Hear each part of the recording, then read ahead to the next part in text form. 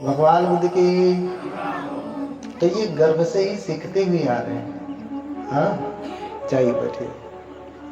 जादूगर है, पढ़ने में भी 1 नंबर हमेशा, सारे गुण सब कुछ अच्छे हैं। यही नहीं, आप कानपुर की कथा में आइएगा, जिन जिन का नामकरण गर्भ मंगल हमने किया है वो सब ऐसे संत आपको मिलेंगे।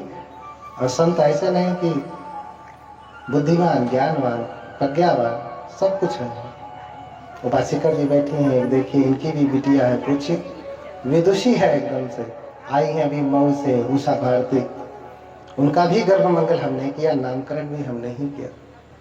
हाँ, तो इसलिए नहीं कि हमने किया इसलिए बात, इसलिए कि भिक्षु ने किया है। हम करते चाहे वो करते, चाहे कोई भिक्षु अच्छा करता, तो ये होने वाला है। क्यों? क्योंकि 5वें महीने में चेतना का निर्माण होता है, मन बनता है। तो मन कौन सा चाहिए? जंगली वाला चाहिए, चांडाल का चाहिए, बदमाश का चाहिए, कि अच्छा वाला चाहिए?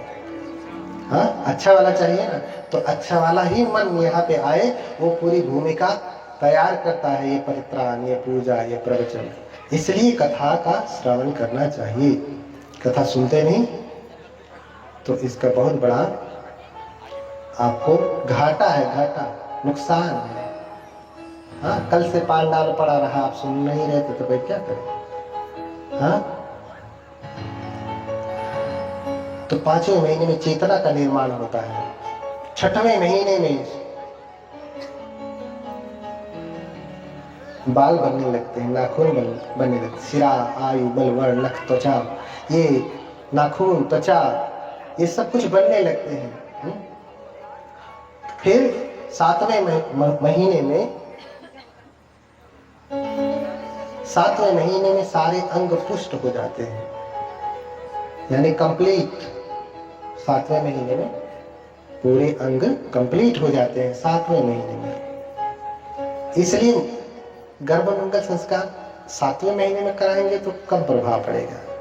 5वें में करवाएंगे, जैसे ही चौथा खत्म हुआ, 5वां शुरू हुआ, मन बनने वाला है या बन गया है, तुरंत आपने करवाया गर्भ मंगल संस्कार, तो उसका लाभ है। कुछ हमारे, सभी तो बौद्ध ही हैं, लेकिन जब इनको फुर्सत मिलती है, चलो तब हम गर्भ मंगल संस्कार करवा लेते हैं।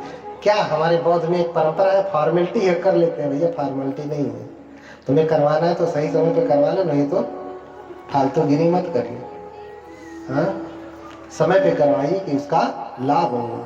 हाँ, 7वें महीने में, 8वें महीने में करेंगे तो थोड़ा लाभ कम हो जाएगा, खत्म नहीं होगा, कम हो जाएगा। तो जो माताएं गर्भवती होंगी और कथा सुन रहे होंगे, उनको विशेष लाभ होगा। प्रत्यक्ष देखेंगी, हम प्रत्यक्ष देखते हैं, इसलिए कह रहे हैं। क्योंकि किसने किससे करवाया, क्या हुआ, ये हम नहीं जानते। हमने जिनका किया, जिनको हम अपने, बहुतों का तो नहीं कर पाते, कथा में ही रह जाते हैं, समय नहीं मिलता। लेकिन जिनका जिनका किया है, उसमें से एक भी कोई आकर के ऐसा नहीं कहा कि बनते जी ऐसा हो गया, टेढ़ा हो गया, ऐसा हो गया, बदमाश हो गया, चंडाल हो गया।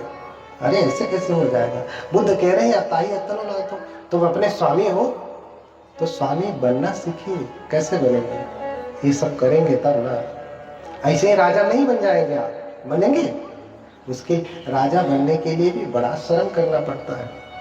राष्ट्रपति बनने के लिए ऐसे बिठे बिठाए आपको राष्ट्रपति थोड़ी बना दिया जाएगा, प्रधानमंत्री, मुख्यमंत्री नहीं बना दिया जाएगा, बड़ी मेहनत करनी पड़ती है। हाँ, तो ये सभी नियमों का पालन करने के बाद 5वें महीने में चित्त बनता है। 7वें महीने में सारे अंग पुष्ट हो जाते हैं।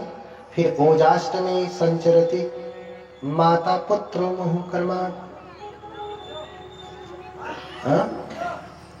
फिर 8वें महीने में माँ के शरीर से बच्चे के शरीर में ओज जाता है, तेज जाता है, यानी शरीर में चिकनाहट, तेज, चमक।